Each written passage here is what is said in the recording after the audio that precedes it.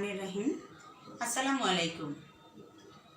প্রিয় শিক্ষার্থীবৃন্দ, চরকালীখান আদর্শ কলেজের পক্ষ থেকে অনলাইন ক্লাসে স্বাগতম জানাচ্ছি।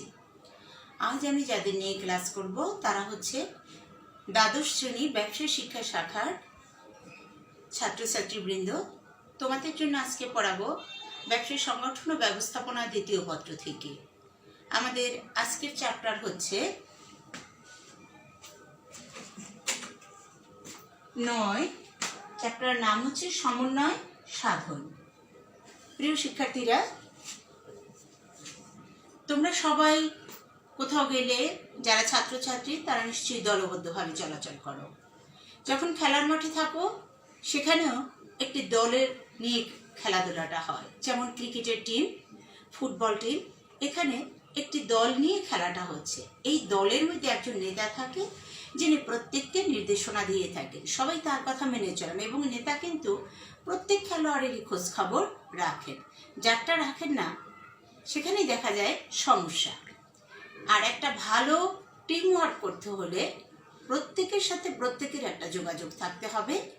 এই যে যোগাযোগ রাখা, যিনি এই কাজটা করে থাকেন তিনি হচ্ছেন একজন সংগঠক এবং তার এই কাজটির নাম হচ্ছে সমন্বয় সাধন।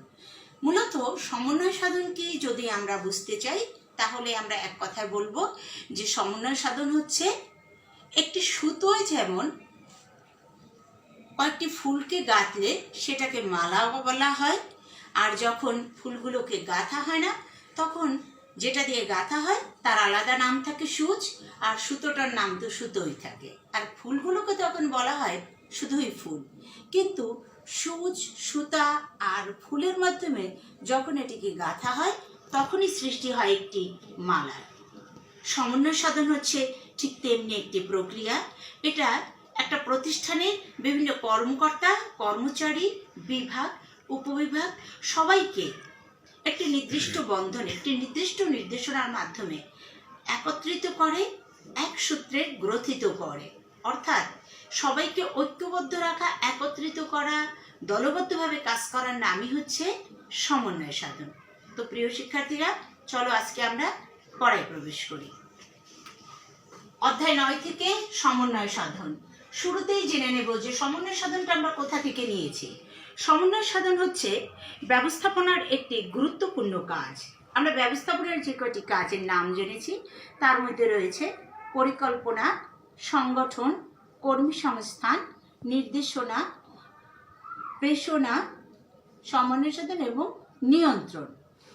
এই যে সমন্বয় সাধন, এটা হচ্ছে ব্যবস্থাপনার একটি গুরুত্বপূর্ণ কাজ, আর এর ইংরেজি হচ্ছে কোঅর্ডিনেশন। কোঅর্ডিনেশন অর্থাৎ সমন্বয় সাধন। এই চ্যাপ্টার থেকে আমরা আজকে যেটা শিখব তা হচ্ছে সমন্বয়ের ধারণা ও নীতি। প্রথমে আমরা ধারণাটা জেনে নেই। প্রাতিষ্ঠানিক লক্ষ্য অর্জনের জন্য এর বিভিন্ন বিভাগ, উপবিভাগ ও সকল ব্যক্তিক প্রচেষ্টাবলীকে এক সূত্রে ঐক্যবদ্ধ ও সংহত করার দলীয় প্রচেষ্টাকে জোরদার করা ও শৃঙ্খলা বিধানের কাজকে সমন্বয় সাধন বলে। প্রিয় শিক্ষার্থীরা, আমি শুরুতে বলেছিলাম যে বিভিন্ন বিভাগ, উপবিভাগ এবং ব্যক্তি এরা যে প্রতিষ্ঠানে কাজ করে, যে প্রচেষ্টাটা চালায়, সেই প্রচেষ্টাগুলোকে যখন এক সূত্রে ঐক্যবদ্ধ বা গ্রথিত করা হয় ও সংহত করা হয়, এই গ্রথিত করার আরেকটি নামই সংহত করা, এই সংহত করা হয়, এই যে দলীয় প্রচেষ্টা এটাকে জোরদার করা হয় যে কাজের মাধ্যমে, তাকেই বলা হয় সমন্বয় সাধন। প্রিয় শিক্ষার্থীরা, আমাদের আজকের আরেকটি পড়া হচ্ছে সমন্বয় নীতি। সমন্বয় সাধন কাজকে ফলপ্রদ করতে বিশেষ কতগুলো নীতিকে অনুসরণ করতে হয়, সেই নীতিগুলো আজকে আমরা দেখব। তো চলো শিক্ষার্থীরা আমরা নীতিগুলো দেখি। আমাদের প্রথম নীতি হচ্ছে উদ্দেশ্যের ঐক্য। এটাকে বলা হয় সমন্বয়ের প্রথম ও প্রধান নীতি।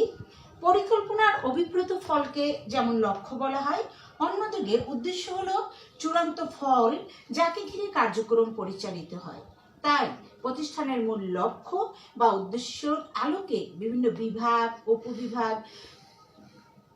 বিভাগ উপবিভাগের যে লক্ষ্য বা উদ্দেশ্য স্থাপনের নীতি তাকেই বলা হয় উদ্দেশ্যের ঐক্যের নীতি। তাহলে আমরা কি বুঝতে পারলাম এ থেকে, যে একটা প্রতিষ্ঠানের উদ্দেশ্যকে ঘিরে সেই উদ্দেশ্যের যে পরিকল্পনা সেটাকে বাস্তবায়ন করার জন্য যে উদ্দেশ্যের মধ্যে ঐক্য আনয়ন করা হয় তাকেই বলা হয় উদ্দেশ্য নীতি। দ্বিতীয় নীতিটি হচ্ছে প্রারম্ভে শুরুর নীতি। একে ইংরেজিতে বলা হয় প্রিন্সিপাল অফ আর্লি স্টার্টিং। তাহলে আমরা দেখি এবারে কি আছে, প্রারম্ভে। প্রারম্ভ কিন্তু এর বাংলা আরেকটি অর্থ হচ্ছে শুরু, আবার এর সাথে আমরা আবারও পেয়েছি শুরু। তাহলে আমরা এই দুটো শুরু একসাথে কেন? শুরু তো আমরা করবই, কিন্তু শুরুর যেটা প্রথম শুরু সেটাকেই বলা হয় প্রারম্ভে শুরুর নীতি। লক্ষ্য নির্ধারণ ও পরিকল্পনা প্রণয়নে যেভাবে সমন্বয়ের বিষয়টি নজরে রাখা প্রয়োজন, সেই সাথে পরিকল্পনার বাস্তবায়ন কাজের শুরু থেকেই সমন্বয়ের বিষয়টি নিশ্চিত করার প্রয়োজন পড়ে। তাই যে কোনো কাজের শুরু থেকেই সমন্বয়ের বিষয়টি নিশ্চিত করে এগোনোর নীতিকেই প্রারম্ভে শুরুর নীতি বলে। তৃতীয় নীতিটি হচ্ছে আদর্শের ঐক্যের নীতি। প্রিয় শিক্ষার্থী, একটা বনে যদি দুইটা সিংহ থাকে তখন সেখানে দ্বন্দ্বের সৃষ্টি হয়ে যায়। আর একটা প্রতিষ্ঠানে একই কাজের জন্য যদি একাধিক নেতা নির্দেশ দিয়ে থাকে তখন সেটা কর্মীরা কিভাবে পালন করবে, দ্বিধায় ভুগতে থাকে। তাহলে আমাদের আজকের এই যে নীতিটা আদেশের ঐক্যের নীতি, এ থেকে আমরা কি পাচ্ছি, যেটা হচ্ছে যে একজন কর্মীর জন্য একজন মাত্র আদেশদাতা হবে এবং এটা ব্যক্তিকে নিশ্চিত করা হবে একজনের বেশি ওই আদেশ অন্য কেউ দেবে না। এটাকেই বলা হয় আদেশের ঐক্যের নীতি। এখানে আমাদের আরেকটু কথা না বললেই নয়, একই আদেশ যদি একাধিক ব্যক্তিও দেয়, এখানে আদেশের কোনো পরিবর্তন হবে না, ব্যক্তির পরিবর্তন হলেও এই যে আদেশের পরিবর্তন না হয় এটাকেই বলা হয় আদেশের ঐক্যের নীতি। এবারে আমরা যেটা পড়বো সেটা হচ্ছে নিরবচ্ছিন্নতার নীতি। আমরা নিরবচ্ছিন্নতা বলতে টু বি কন্টিনিউকে বুঝি, অর্থাৎ একটা কাজ শুরু হবে শেষ হতে গিয়েও শেষ হবে না। যেমন একটি কারখানার কাজ শুরু হয়, দেখা যায় সেটা শিফটিংভাবে কাজগুলো হচ্ছে, যেমন সকাল 6টা থেকে সকাল 10টা, সকাল 10টা থেকে দুপুর 2টো, দুপুর 2টো থেকে বিকেল 5টা, বিকেল 5টা থেকে আবার রাত 10টা, এমনি করে প্রতিষ্ঠানটির কাজ চলতে থাকে। এখানে কর্মীর পরিবর্তন হয়, বাট কাজের কোনো পরিবর্তন কিন্তু হচ্ছে না। এই যে একাধারে নিরবচ্ছিন্নভাবে প্রতিষ্ঠানের কাজটি করতে হবে, এটাই হচ্ছে সমন্বয়ের নিরবচ্ছিন্নতার নীতি। এবারে আমরা যেটা করব সেটা হচ্ছে দলীয় সমঝোতার নীতি। দলীয় সমঝোতার নীতি বলতে আমরা বুঝি প্রতিটা ব্যক্তি, দল, উপদল, বিভাগ, উপবিভাগ যার যার মতো না চলে দলীয় সমঝোতা অনুযায়ী মিলেমিশে চলার নীতিকে দলীয় সমঝোতার নীতি বলে। প্রিয় শিক্ষার্থী, তাহলে আমরা কি পাচ্ছি, একটা প্রতিষ্ঠানে যে বিভিন্ন বিভাগ রয়েছে, উপবিভাগ রয়েছে, বিভিন্ন কর্মকর্তা কর্মচারী রয়েছে, তারা নিজ নিজ ইচ্ছায় চলবে না বা যার যার মতো সে চলবে না। এখানে যে যার কাজ করবে এটা ঠিক, কিন্তু একটা নির্দিষ্ট দলীয় নির্দেশনা থাকবে, সেই দলীয় সমঝোতার মাঝে তারা কাজটি করবে। এটাই হচ্ছে সমন্বয়ের দলীয় সমঝোতার নীতি। এবারে আমরা সমন্বয়ের যে নীতিটি পড়ব তা হলো প্রত্যক্ষ যোগাযোগের নীতি। প্রত্যক্ষ যোগাযোগের নীতি বলতে আমরা বুঝি বিভিন্ন ব্যক্তি, বিভাগ, উপবিভাগের মধ্যে কোনোরূপ বিঘ্ন ছাড়া সরাসরি যোগাযোগ প্রতিষ্ঠার নীতিকে প্রত্যক্ষ যোগাযোগের নীতি বলে। তাহলে প্রিয় শিক্ষার্থীরা, প্রত্যক্ষ যোগাযোগের নীতি বলতে আমরা কি পেলাম, যে কোনো বিভাগ, কোনো উপবিভাগ বা প্রতিষ্ঠানের যে কর্মকর্তা কর্মচারীরা রয়েছে তাদের মধ্যে কোনো ধরনের বিঘ্নতা ব্যতিরেকে যে যোগাযোগটা সৃষ্টি হয় তাকেই বলা হয় প্রত্যক্ষ যোগাযোগের নীতি। এবারে আমরা যেটা পড়বো সেটা হলো ভারসাম্যের নীতি। ভারসাম্যের নীতি পড়াতে গিয়ে যে উদাহরণটি না দিলেই না। এখন শীতকাল, প্রিয় শিক্ষার্থী, আমরা তো গ্রামের কলেজে আছি, তাই না?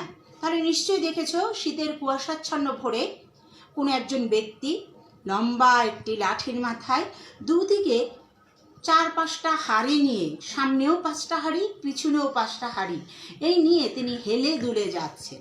ওই হাঁড়ি কিন্তু ফাঁকা না, হাঁড়ির ভিতর কি আছে, মিষ্টি খেজুরের রস আছে। যিনি যাচ্ছেন তাকে বলা হয় গাছি, যার কাজ হচ্ছে খেজুর গাছের থেকে রস কেটে নামানো। প্রিয় শিক্ষার্থীরা, ওই গাছের দিকে তাকিয়ে কখনো লক্ষ্য করে দেখেছো তার সামনের পাশটি হাড়িও ভরা এবং পিছনের পাশটি হাড়িও ভরা? এর কারণ কি? এর কারণ হচ্ছে তার চলার গতিতে ভারসাম্য রাখা। সামনের পাশটি হাড়ি যদি তার খালি থাকতো তাহলে পিছনের পাশটি ভরা হাড়ির ভারে সে চিত হয়ে পড়ে যেত, কিংবা যদি সামনের পাশটি ভরা থাকতো আর পিছনের পাশটি খালি থাকতো তাহলে সে উপুর হয়ে পড়ে যেত। ভারসাম্যর কারণে তার দোনো পাশের হাড়ি সমান হাড়ি এবং রসের পরিমাণ রয়েছে। এই যে গাছের যে এই যে কৌশলটা তিনি করে পথ চলতেছেন, এটাকেই বলা হয় ভারসাম্য রক্ষা করা।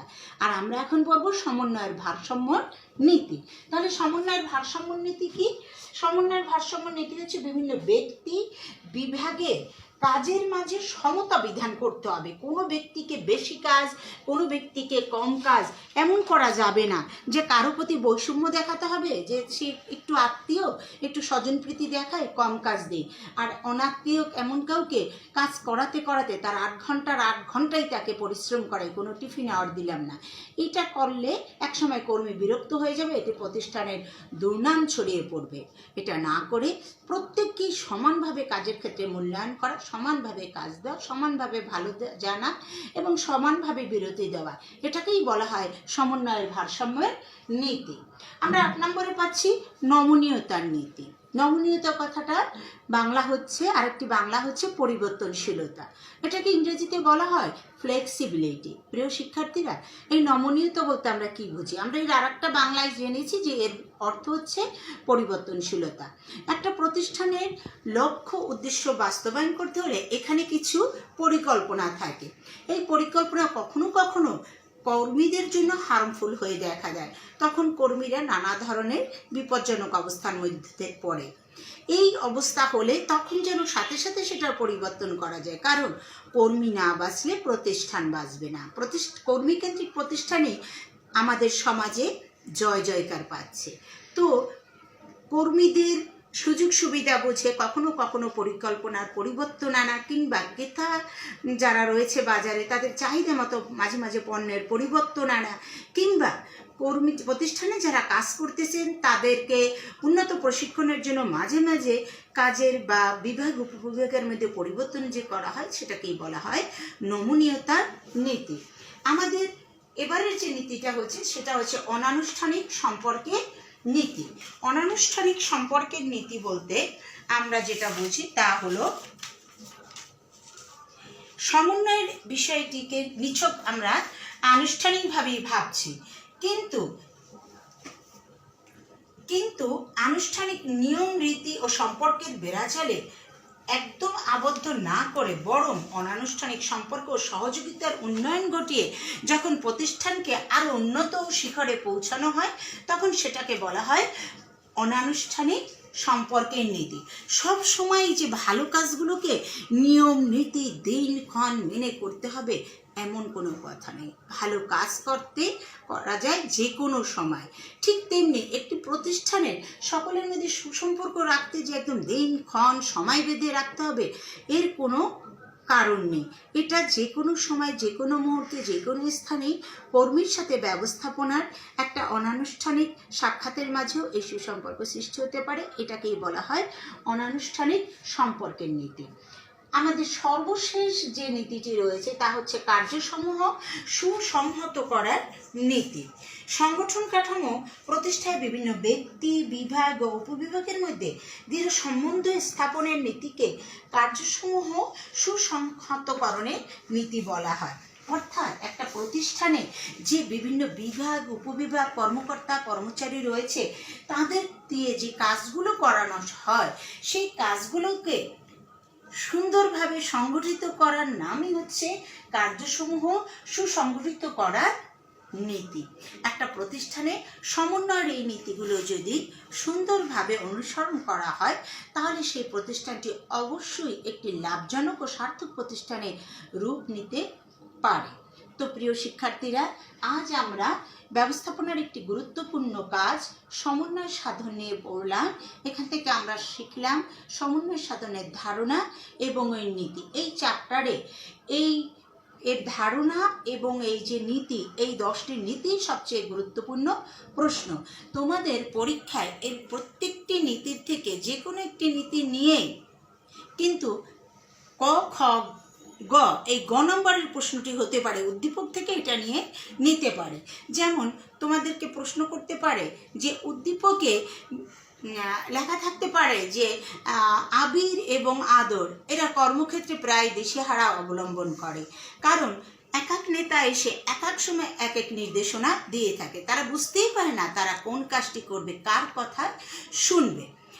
এইটা উদ্দীপকে এই কথাটুকু এখানে রেখে এখানে আমাদের গ কোশ্চেনে প্রশ্ন থাকতে পারে উদ্দীপকে আবির এবং আদরের কাজের ক্ষেত্রে কোন নীতির অভাব রয়েছে। তো প্রিয় শিক্ষার্থীরা, আমরা তখন উত্তর কি লিখব যে উদ্দীপকে আবির এবং আদরের কাজের ক্ষেত্রে যে নীতিটির অভাব রয়েছে তা হলে আদর্শের ঐক্য নীতি। এমনি করে প্রত্যেকটা নীতি থেকে তোমাদের এই গ কোশ্চেনটি হতে পারে, উদ্দীপকে এর যে কোনো একটি উল্লেখ করার কথা থাকতে পারে। তো তোমরা এই 10টি নীতি খুব ভালোভাবে পড়বে, মুখস্থ করে ফেলবে এবং আজকে যতটুকু পড়েছো সেটুকু বাড়িতে অবশ্যই ফলো করবে। প্রিয় শিক্ষার্থীরা, তোমরা যে যেখানে থাকো ভালো থাকবে। শীঘ্রই তোমাদের কলেজ খোলার সম্ভাবনা রয়েছে, আমরা সবাই উদ্গ্রীব হয়ে আছি। তোমাদের সাথে আমাদের সাথে দেখা হবে, আমরা আমাদের প্রিয় শিক্ষা প্রতিষ্ঠানে ফিরতে পারবো সেই আশায়। তো সেই পর্যন্ত সবাই করোনাকালীন বিধিনিষেধ মেনে চলবে, সুস্থ থাকবে, নিজে ভালো থাকবে, সমাজকে সুস্থ রাখবে। আল্লাহ হাফেজ।